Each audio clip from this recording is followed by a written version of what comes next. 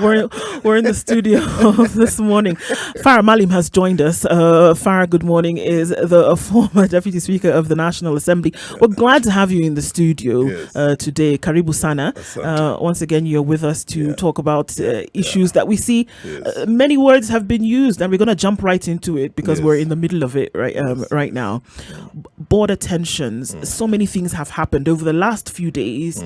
Expressions by the president in terms of, don't provoke between Somalia and Kenya. Don't provoke. And then we see 11 MPs making a trip to Somalia over the weekend. Let's start at the very beginning. What is the problem when it comes to the tensions that we see? The problem is in twofold. First, about 8 years ago, we made a unilateral decision without any protocol in any way underlining it, and committed our forces to Somalia. We did not do it at the instigation of AU. We did not do it at as a UN resolution. We were not invited by the government of the day in Somalia. We made a unilateral decision and walked into Somalia, a region of Somalia called Jubaland.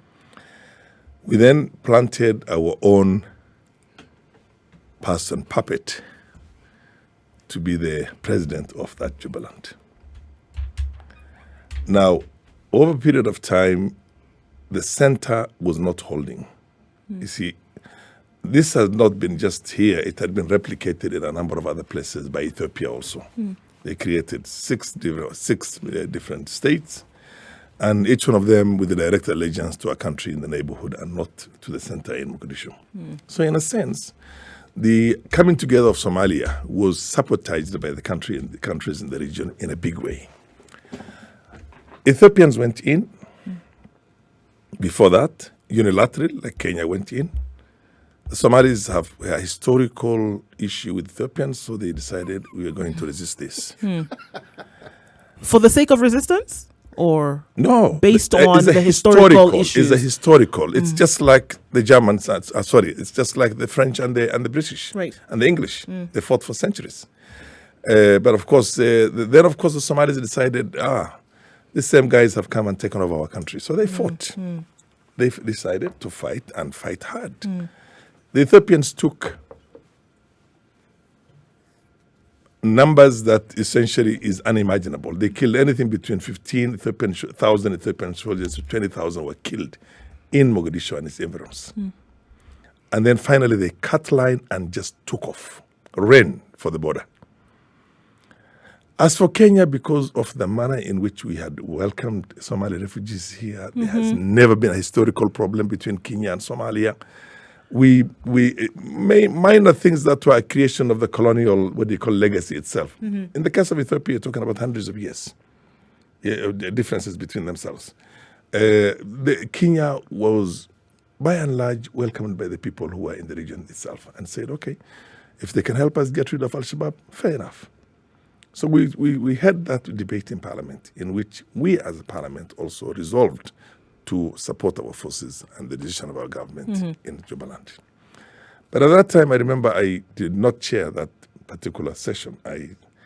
Merenda was sharing that session because I wanted to contribute to that session, being an interested party myself and coming from the neighboring constituents, as a matter of fact.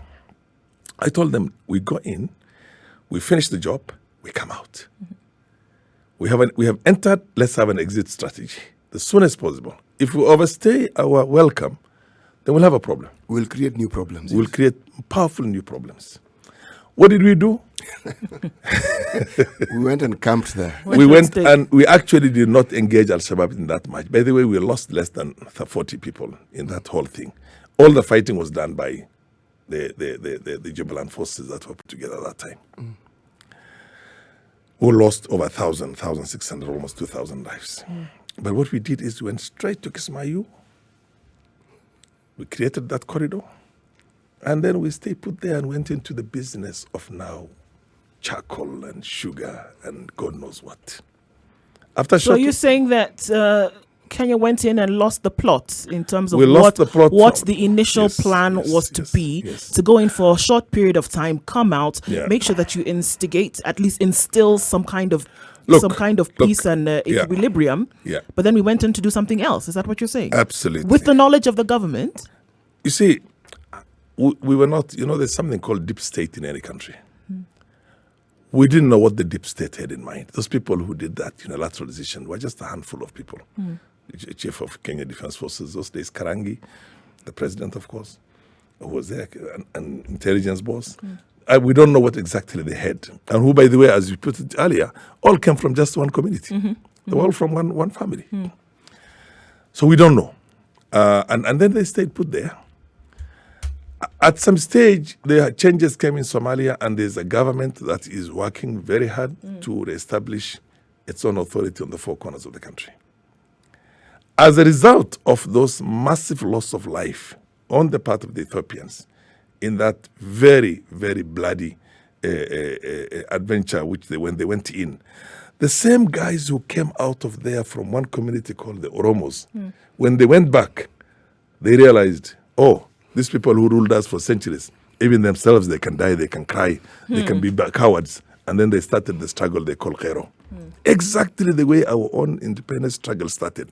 When Dedan Kimathi and Baimungi and all these guys went and fought in Bama, and they saw a white man cry, They realize, okay. They they realized, oh my God, this bullet is just as good in killing. It kills people democratically. It kills everybody. Yes. That's when we came back and had the Mau Mau struggle here starting immediately. And that's what happened in all of Africa. Everywhere where there was a resistance, it came about because of our people being taken to wars elsewhere, and then they come back with a massive courage. All right. So then it's a result of that you actually have the revolution that took place in Ethiopia, which brought in Abiy. Dr. Abiy and Meles Zenawi and the Tigray and all this, the TPLF lost big time. The same thing happened in Sierra Leone. When Sierra Leone, Sierra Leone was a country that had a proper, powerful center. But they sent peacekeepers into Liberia. And if you remember, that guy who was called Strasser, Captain Strasser, he was part of the peacekeeping force. But when he came back, he overthrew The government. the government that was there, of the man who took over from Siaka Stephen. What was his name? Momo or something? What was Yes, his it was called, I think, Momo. name? Right, something. Momo. Yes. Yeah. The same thing happened also in Cote d'Ivoire. They got involved in Liberia. And then, of course, because they created, remember, Hafoy Boine was literally the blue-eyed He boy. had been there from the very From the beginning. Blue-eyed boy, the rich, and Cote d'Ivoire was the Paris of, Abidjan was the Paris The of Paris Africa. of Africa. But because they felt they could go and mess a country in the neighbor and stay safe themselves, they never stayed safe. Cote d'Ivoire also became a failed state. We're going to So take what a I'm break. trying to We're going to say- take a break, Farah, but I hear you already saying that Kenya went and has caused the mess. Yes. Kenya has caused the mess where they should have been helping, or felt that they were the leader or are the leader in the region and should be able to maintain some equilibrium, and didn't do that. Actually, just do the job and get out and be there as a Kenya friend. should have done the job and gotten out. Yes. We're talking about the simmering tensions, the diplomatic row between Kenya and Somalia at the moment. Joined in the studio today by Farah Maalim, who is talking to us about, what is the cause of all of this. Before we went in, the last question was, Farah, we're saying Kenya went in and basically messed things up and refused to leave? Well, they basically we are not doing the job we went in to do. We are not engaging Al-Shabaab. Yeah. So what are we doing? What are we doing there, sitting there? That's the point. We're not engaging Al-Shabaab. The last time Al-Shabaab engaged us in El Ade and in Kolbio, we're not engaging them. Or the last time they engaged us was within our own boundaries. Within our in the case of Kolbio, yes, Kolbio was just there. I think it's somewhere there. They're engaging us in Lamu every day. They're engaging us in Manda Bay. I mean, they're so bold. They did what they did. So I hear you saying that the problem that we should have been sorting out, that Kenya should have been sorting out in Somalia, you actually have that problem mushrooming in Kenya's own backyard and not being able to deal with it, but still wanting to, stir the pot in Somalia? My sister, all the members of parliament and the entire leadership from Northeastern Province went to see the president to tell him we have lost Northeastern Province to Al-Shabaab. We have lost northeastern province to Al-Shabaab. Yes. And we're here. We're suffering. Our schools are closing. Our health sector is going to suffer. We are suffering. You know what he told them? Go back. These are your own boys. You get my point? And come back with a solution. Come back to me with a solution.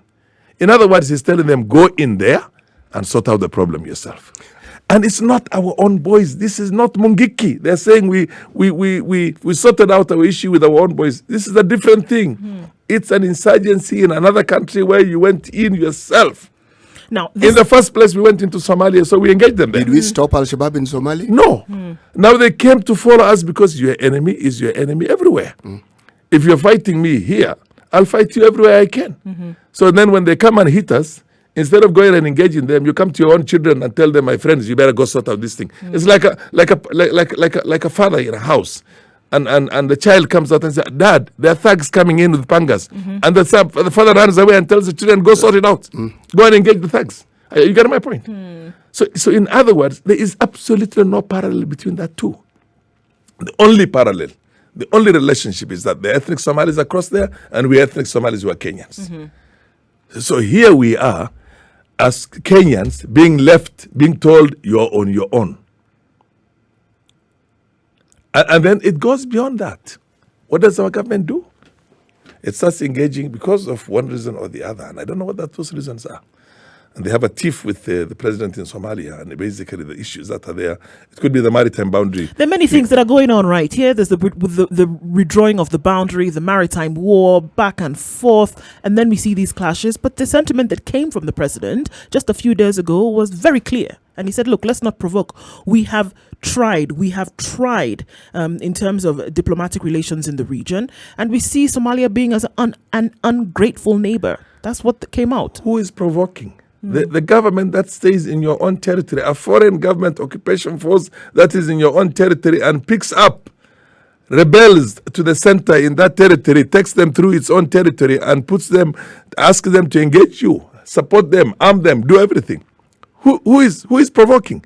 Kenya has taken the rebels, Madobe's people, taken them through Somalia in the sector where we control, which is AMISOM, brought them to Mandera.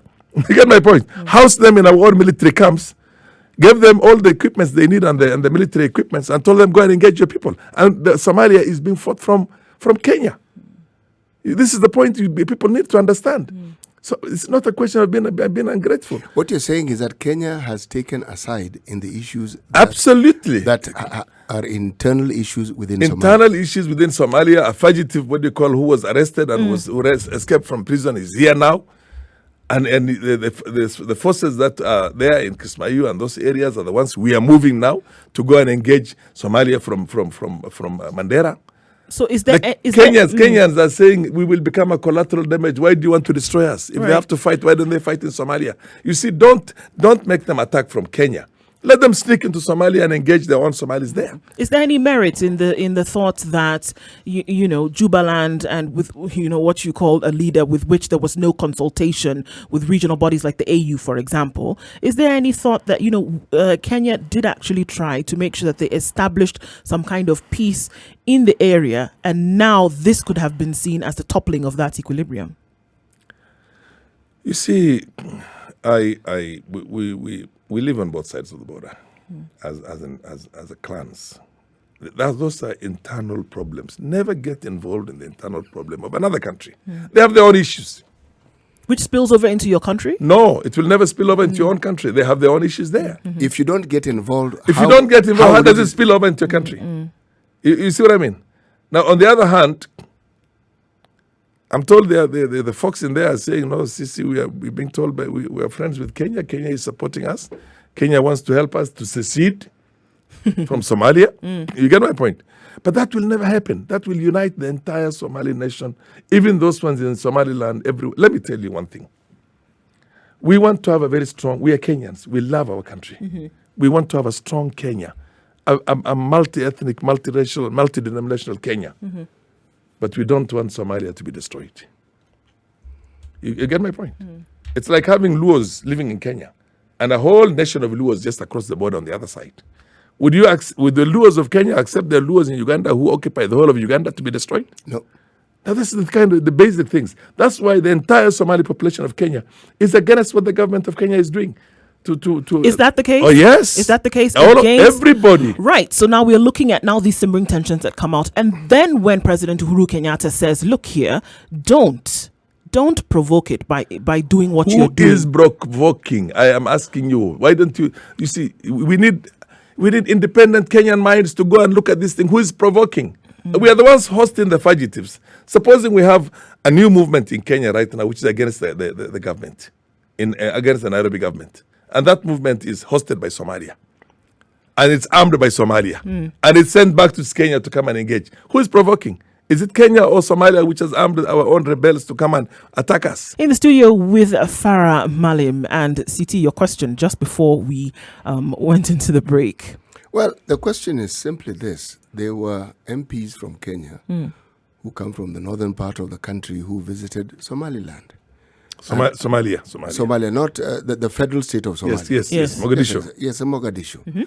So when they came back, they've received a lot of attention from the media. They've received a lot of attention from the government. They've received a lot of attention from security forces. That's why I'm calling it attention. And I'm saying, is it against this background that they receive that amount of attention? Farah, does it have anything to do with that? Yes. You see, we stand to lose. If there's a problem between the two countries, and the rate at which Al-Shabaab has already taken over our area, we are losing. The Somalis of Kenya have lost. What? Everything. We don't have schools. We don't have schools that are functioning. We don't have security. Our people are getting killed every day. Both sides. Al-Shabaab is killing them. The military also, the security on our side is also doing certain damages because there's so many people who are enforced disappearances. We don't know where they are. So here we are suffering. We come to our president to ask him, Mr. President, as the commander-in-chief of the Kenyan Armed Forces, as the president of this country, do something, please. So are you saying that these 11 MPs who traveled? Hang on a minute. Let me just finish. We come to our president. Our president tells us, and the problem is from Somalia. The genesis and the roots of Al-Shabaab is in Somalia. And then they decide to go to Somalia to see what can be done between the two countries because the two governments and the two presidents in bringing them closer so that we can collectively deal with this problem and secure our region. Is that why they went to Somalia? Yes. Nothing else. Nothing else. Just to see how our own region can be secured. Take us back a little. And we knew what was building up. Farah, take us back a little bit.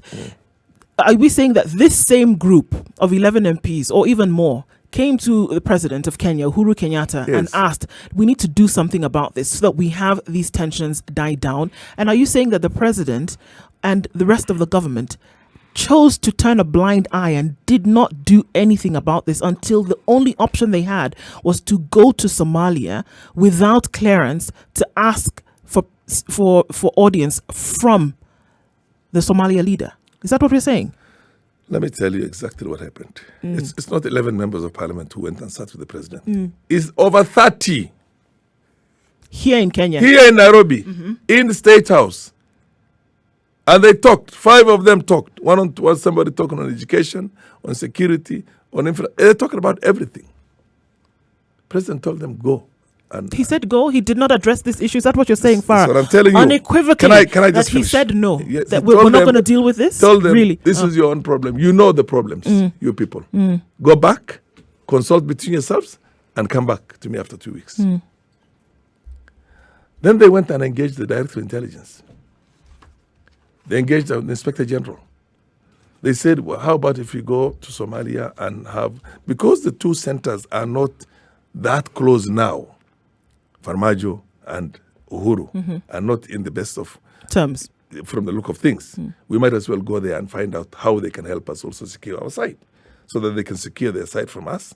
And we see how the two governments can work together on this. If it was that. Can I just finish? And they went with the blessings of our own Director of Intelligence and our own Inspector General. So why didn't we hear that when they came back? It turned to be a totally different story. Reported. It turned to be a totally different story, and we have now stories of espionage and treason and all kinds of things. But Ndu, we asked the same question here. These fellows didn't leave Kenya in dark. Of course, they didn't go in 11 secret. people with their own other stuff living. You call it dark. Surely they left in broad daylight, came back in broad daylight. They were waving to people. They were expected. They even called the media. They wanted it to be seen because these were prophets of peace. Basically, what you would call they were out there to bring the two countries closer, to try and deal with these things. They went there. Why would it have been so difficult to get some kind of clearance? Clearance from who? Oh, clearance even from the speaker. You were in that position. No. Oh, come on, Farah. Farah, you were in that position at some time. And You can said I that can I never educate you? edited- No, Can no, I? please do, because How at does this it point, work? how does it work? You were there. Doesn't it work in a way that clearance is necessary for you to make such a trip? You were in that position, Farah. How would it then work? Can I explain something? Please Yes, do. Yeah. And for God's sake, I want Kenyans and you people in the media to open up your own eyes and look at this. At least follow the TV and everything that happens around here. What did the speaker say? The speaker said there's nothing to grill MPs about that. What they did, they're perfectly allowed to do it. They did not go there as a team which was a committee sent from here. They went there as their own caucus, the caucus of MPs from Northeastern Province. And they explained it. They said, we talked to the Director of Intelligence. I mentioned this in media houses, on social media and everything more than 10 times. Just look at my Twitter handle and see what I've said there. It's just that people choose to go on some kind of a sensationalism that does not exist. What espionage? How do you go with espionage? Do you know what espionage is? Oh, I mean, What is the It's supposed to be secretive in nature. espionage is a secretive nature, something that's happening clandestinely in your own midst. There was nothing clandestine about the 11 MPs going on a single flight together and coming back waving hands and going seeking a press conference is espionage. But you have to see how this. And then the president, they told Farah Maalim, please reach out to our president, talk to him. Farah Maalim has reached out to our president and talked to him and said, let's de-escalate these things. Look, you want the truth? Yes, always. Whoever is pushing us into these things, we have it wrong, and all these problems is from our side. Are you suggesting that there is a nefarious agenda? One. Yes. I'm going to go back into, you're saying, going into Somalia with the armed forces, it was understood. Yes. Staying there, a different agenda was now being served. Yes. And you're saying the lack of interest that has been shown by security forces, as has been reported in northern Kenya, you also see another agenda altogether. Serious agenda. Let me tell you, I don't blame. There's something I don't blame about our security machinery, and the British got to learn it. Everybody got to learn it. You cannot engage bandits in northeastern province except with a special force that traces them and chases them and tracks them on foot. Who knows exactly where they are? And who knows It basically helps if they know. Yes. Essentially, it's the reason why it is argued that the Americans lost the Vietnam War. Yes, absolutely. They were fighting against guerrilla fighters. They were fighting a guerrilla fight. All they needed to do was to create a very powerful South Vietnamese force to do that, empower the South Vietnamese. On the contrary, the other side was empowering the Viet Congs. You know what they call the Viet Congs. Yeah, they were called Viet Congs, yes. And you see, you have a young boy born in Tennessee, 25 years old. Poor guy comes out there and you tell him to go and chase this. Southeast Asian forest. In that jungle. With malaria. You now tell a Luo boy, just straight from the military, the police in Kiganjo, or a Kikuyu boy, who has never hunted cows or camels, never lived in that kind of a harsh environment, to go and follow these people on trail like that, they'll slaughter them. And that's exactly what the British learned. There were insurrections and battles by Somali clans against the British in Kenya, which the Kenyan historians have chosen never to revisit them and talk about them, because always you tend to take history in only one direction. It's called to gloss over certain things. Gloss over, forget about it. And think of the as far history as we are that favors concerned, you. history is the only person who fought for independence that we talk about all the time is Jomo Kenyatta. You know what I mean? Yes. And basically, Jomo was never a guerrilla fighter out there. But all the other guerrilla fighters, they were either dead. Baimunge was killed by our own people, and Chui were killed, and all those people were killed. And the only guy who was killed by the British was Dedan Kimathi. And even Dedan Kimathi has never gotten that much of a publicity in here. So we have a lot of that. Then what happened, I'll tell you. When the British lost the plot against the Somali clans in NFD those days, they went to Somalia, which is now called Somaliland. Somaliland. And got soldiers from there who were brought in here to fight and engage the same. their fellow ethnic Somalis. And that's how the British won against the Somali clans in Kenya. So what we are telling them now is that Moi did it also during his time. He created what you call anti-shifter or anti-bandits or anti-poaching units, which are composed of Turkana, Samburu, Masai, Somali, Pokot. These people who basically are pastoralists. And they cleaned up the place. We keep telling them, do a similar thing to clean up Al-Shabaab from in our midst. But let's even look at Kenya and ask yourself, even the fight for independence. The Home Guard was predominantly from central Kenya. Absolutely. The same people who are the Mau Mau and who you look for their own ethnic group, who know the terrain, who know everything, and that's how the Mau Mau was lost. Mau Mau basically never won. The Mau Mau was completely demolished by the Home Guards. They were.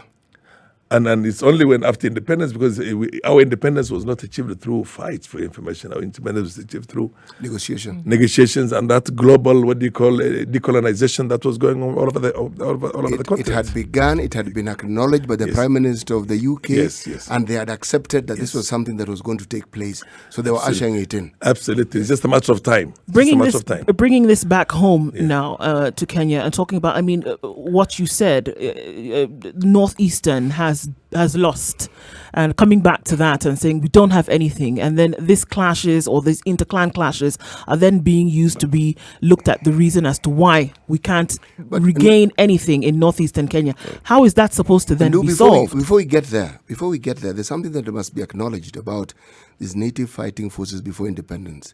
They highlighted issues that without their fighting would never have been acknowledged, and they also showed that the might of the British Empire could be challenged. They may have lost the war, but they actually put into the public space something that had not been seen before. And the British understood that this was something you didn't want to continue all over their colonies. So it was safer and wiser to take an easier step.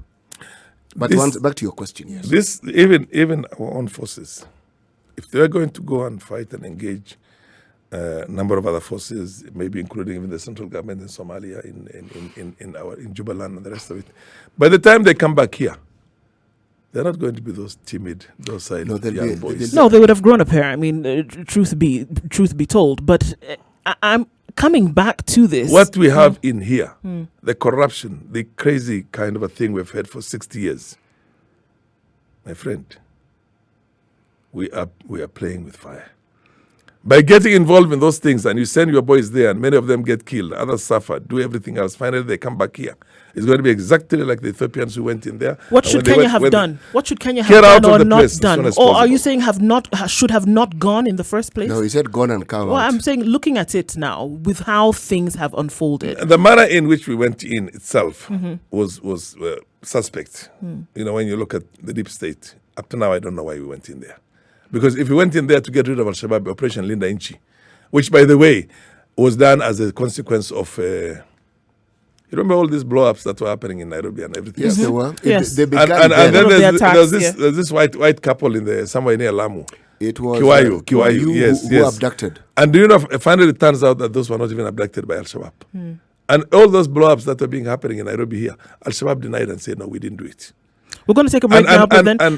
And some of us, including myself at that time, said, I suspect it's the Kenyan intelligence which is doing that. I'm serious. That's to what end? Conspiracy theory at its the highest order, yes. But you see, don't just count it out. Because but then we have to ask... Why did it all stop at one go? Unto what end?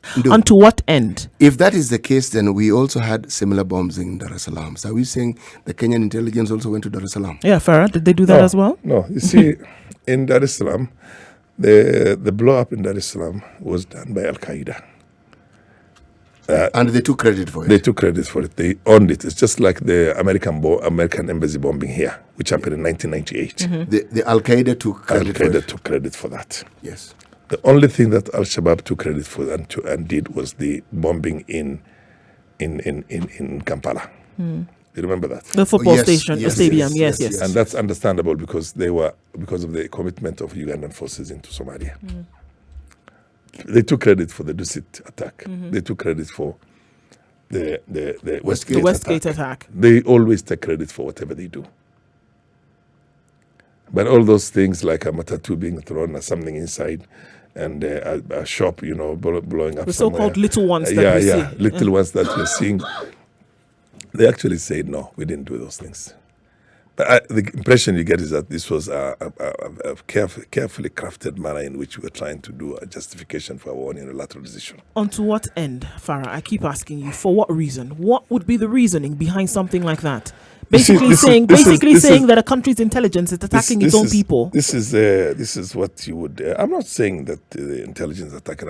I'm telling you that there are gaps in using your own intelligence, and that's actually there's a history behind such conspiracy theories. Always. There was a time in our history when the Norfolk Hotel was bombed. It's a little back in history. Someone may not remember. There was a lot of talk around why it was. Around that same time, OTC. Yes, around that same time, Jim Kariuki had died. Absolutely. So people looked into that, went back and said, wait, let's pause for a second. Yes. What really was happening here? Now, if you remember, when I talked about Idi Amin claiming that parts of Kenya belong to Uganda, it didn't happen in a vacuum. Yeah.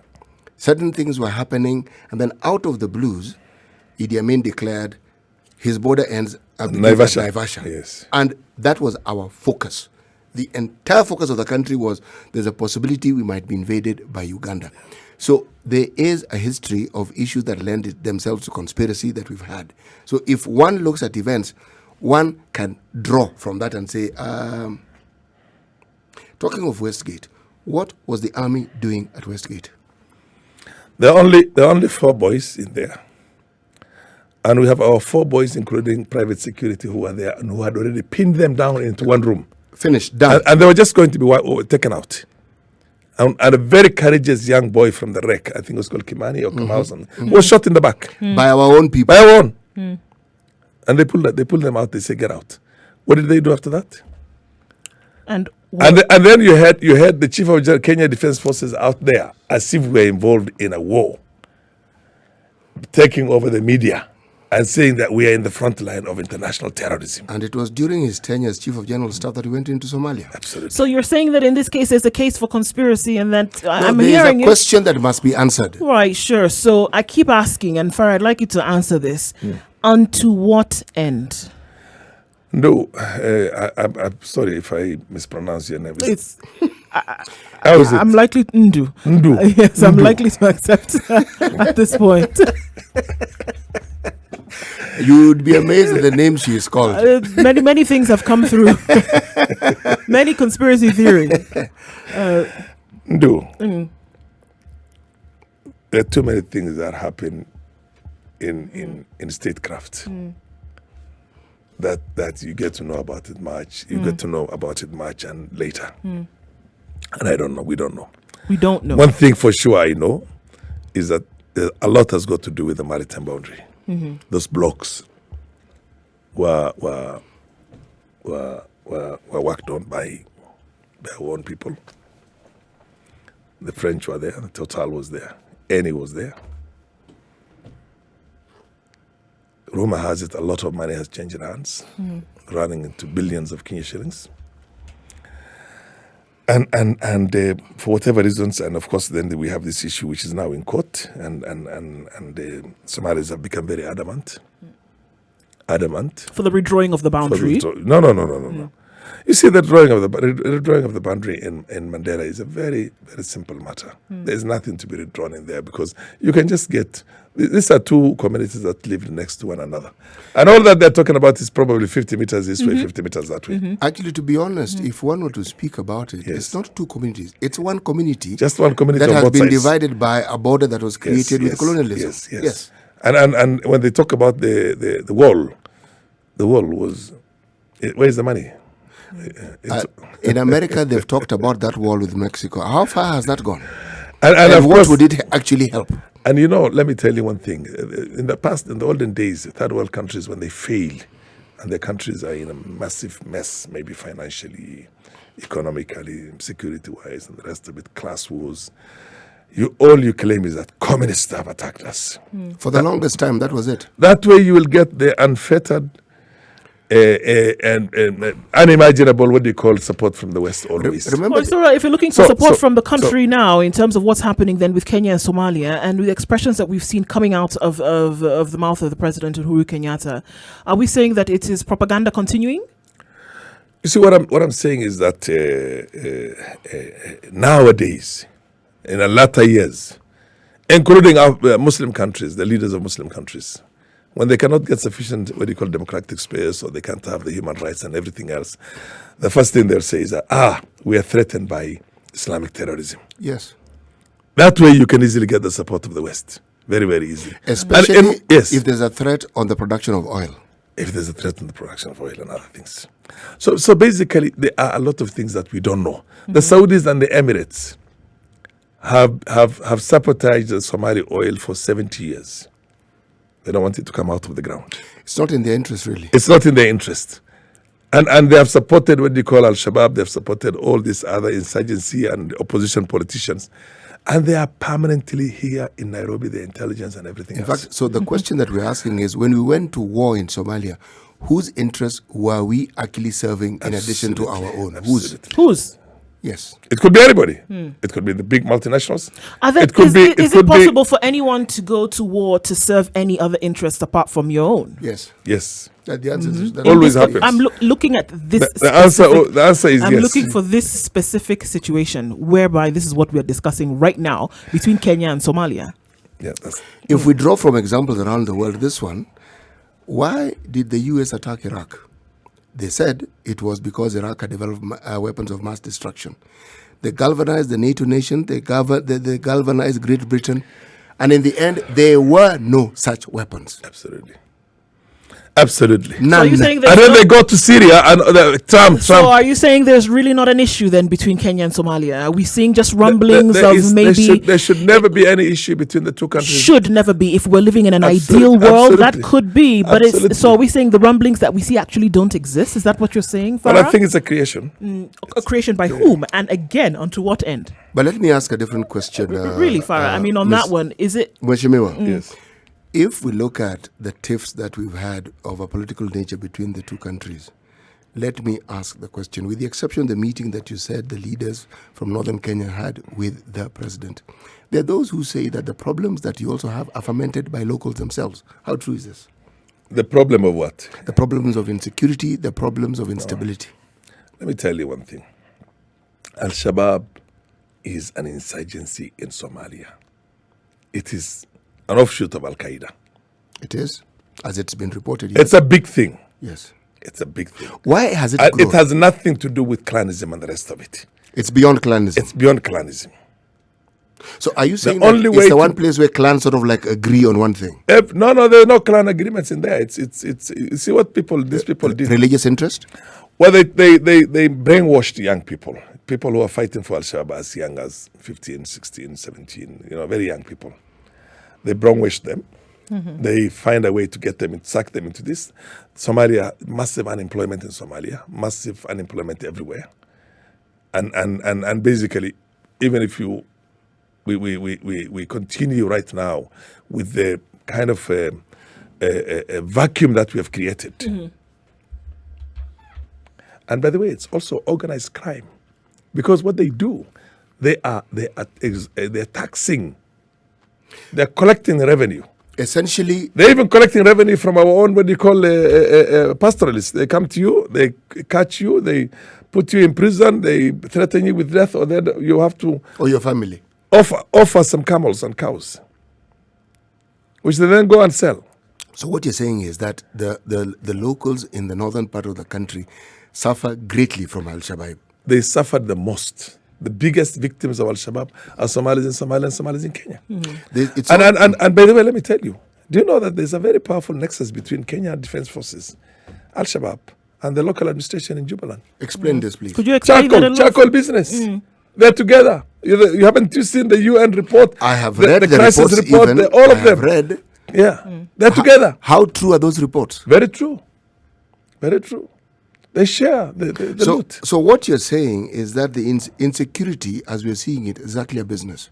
It's a business. Big business, big time business. Everything we're suffering right now, everything, whether it's the oil blocks, you get my point, or whether it is all of it is one way or the other has individual private interests in there, and it's all business, all money. So these diplomatic tensions that we are seeing between one country to another is just is a cover. Need not be there. Need not be there. Yes. So why? Can I ask you sides, why do we have it?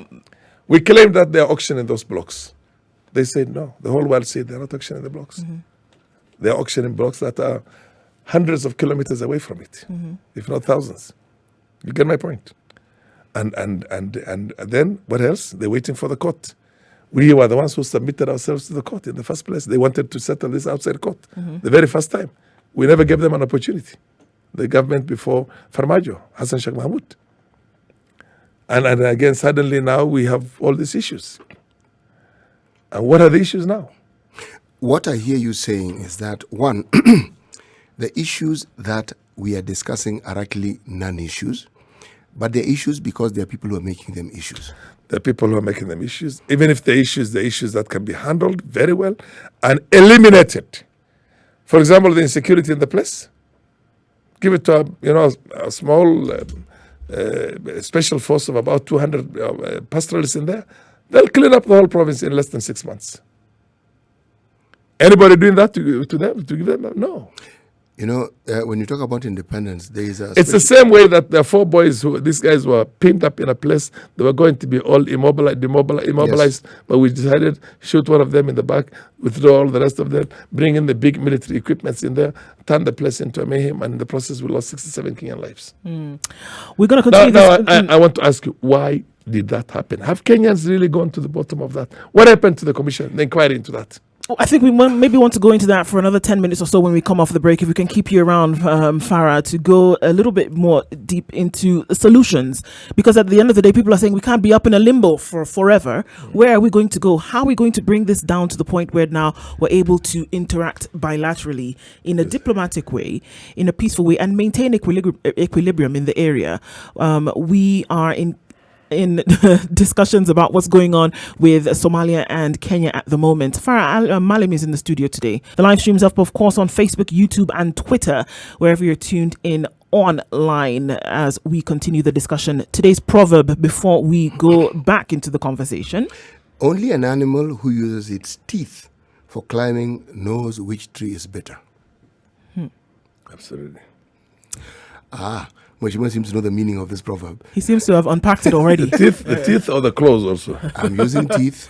In this case, just teeth. If you use your teeth for climbing, we assume they climb more than one tree. It's them who will be able to tell you which particular tree is better because they use their teeth. Amazing. I don't know of any animal that uses its teeth to climb. I know of animals that use their claws to climb. Very true.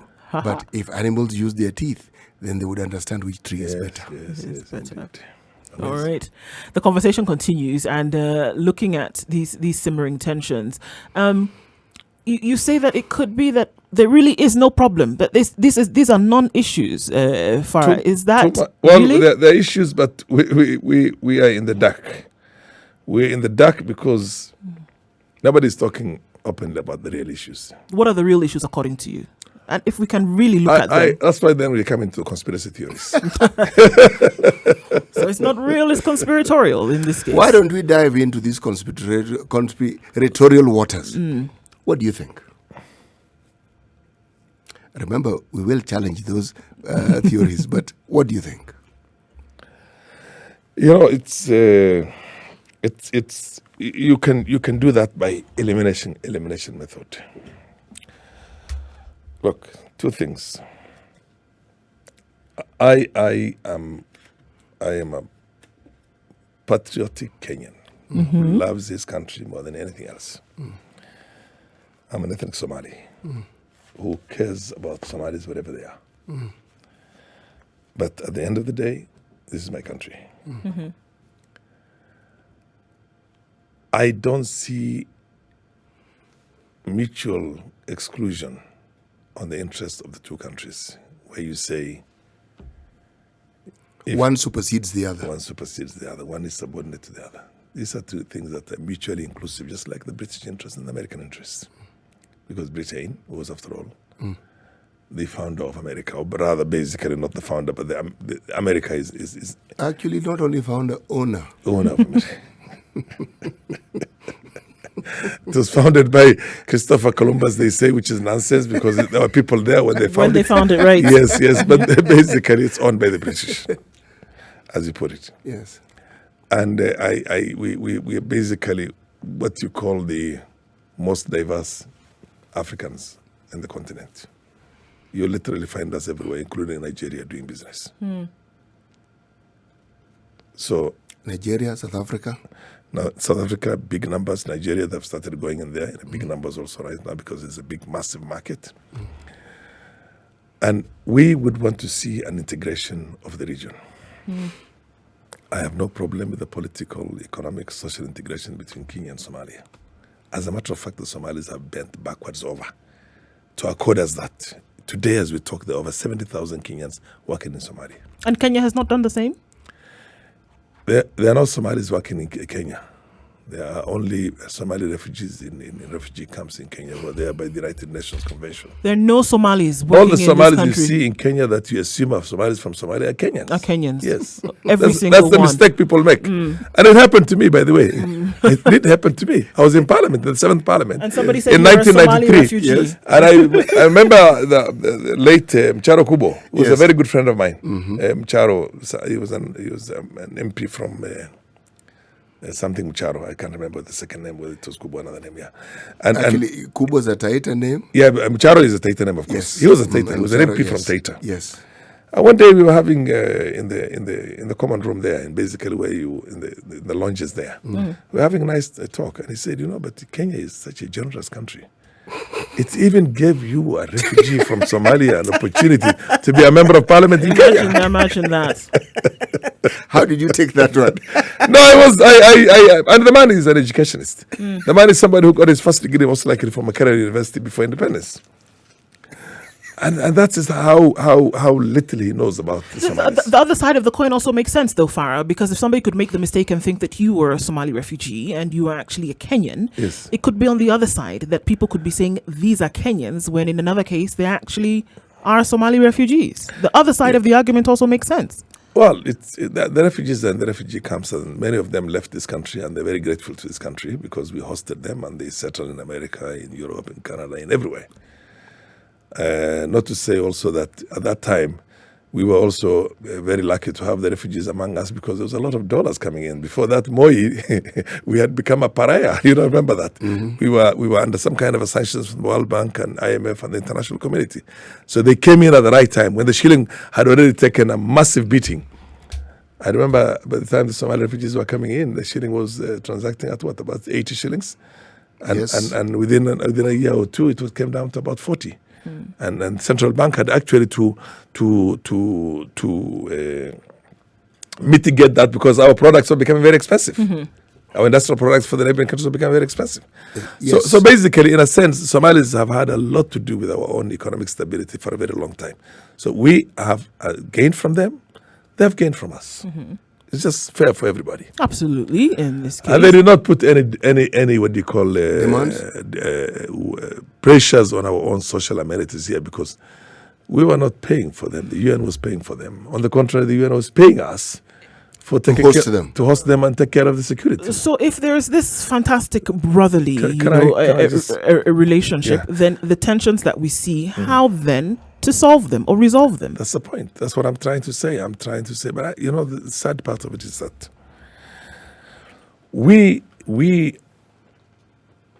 I don't know, for lack of better word, this country is so bloody corrupt. Talking about Kenya, so rotten corrupt that we shoot ourselves in the foot.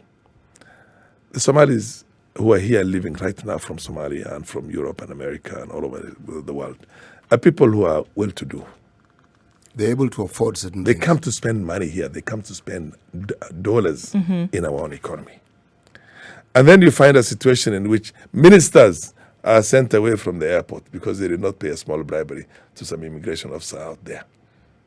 Somali ministers.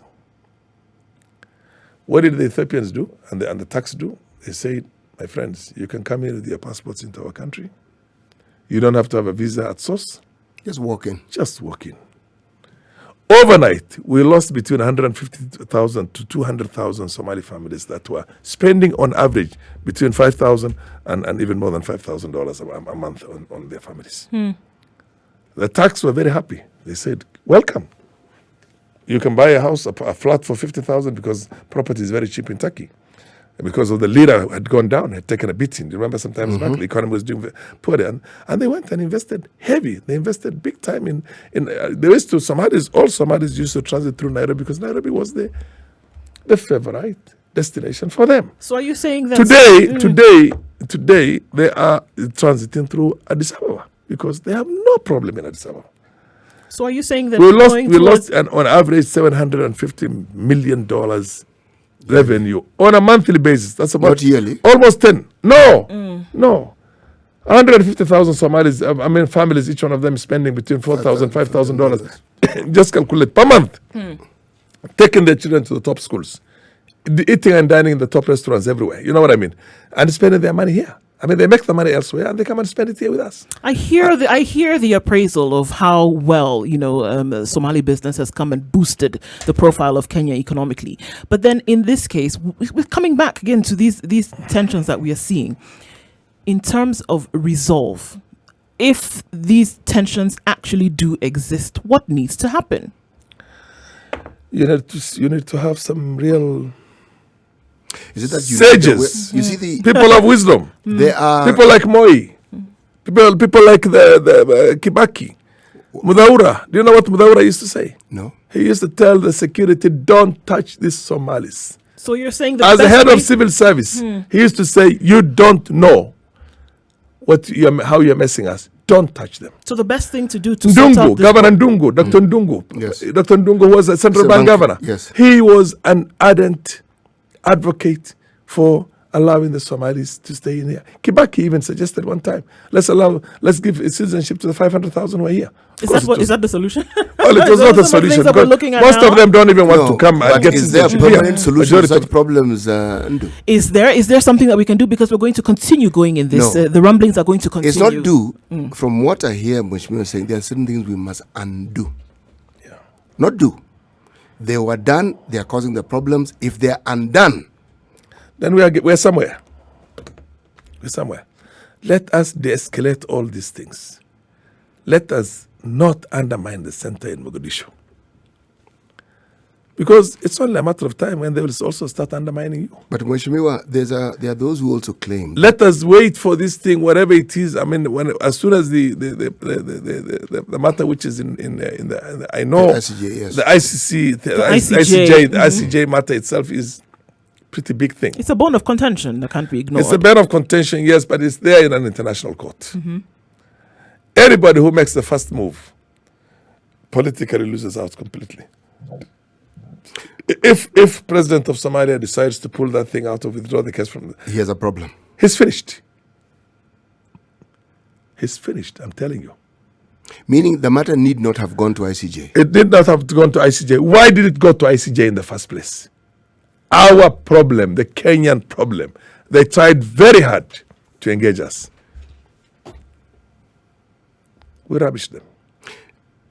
There was something I was going to say, and it's exactly in the form of a question. And how much money did our own government use through the Attorney General's chambers for lawyers and everybody else?